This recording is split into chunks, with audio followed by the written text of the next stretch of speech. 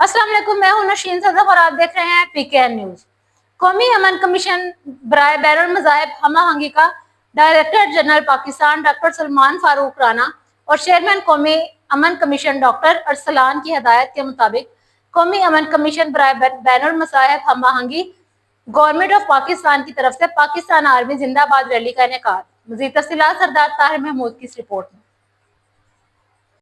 جس میں مختلف سوشل میڈیا چینلز نے بھی شرکت کی اور اس ریلی کی قیادت مرکزی سینئر وائس چیئرمین قومی امن کمیشن برائے بین المذاہب ہمہ آہنگی ڈاکٹر عبدالحسیب چودھری نے کی۔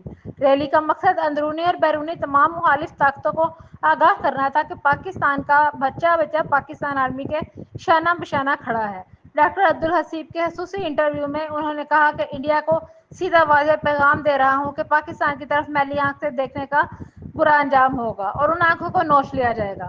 پاکستان کا ہر بزرگ اور بچہ پاکستانی عوام کے ساتھ شانہ بشانہ کھڑا ہے اور کھڑا رہے گا۔ انڈیا جو جھوٹی خبریں پھیلا رہا ہے کہ ہم اپنی ہی فوج کے سوار کر رہے ہیں تو یہ بالکل غلط اور بے بنیاد ہے۔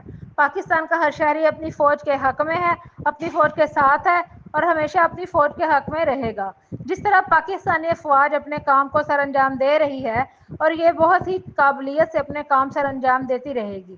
اس کے ساتھ چودھری اعجاز مہر CEO نجی سوشل میڈیا چینل نے بھی بھرپور انداز میں پاکستان آرمی کی کوششوں کو سراہتے ہوئے تقریر کی اور پاکستان آرمی زندہ باد کے بھرپور نعرے لگائے اور مودی کو کتا کہتے ہوئے اس کی تذلیل کی۔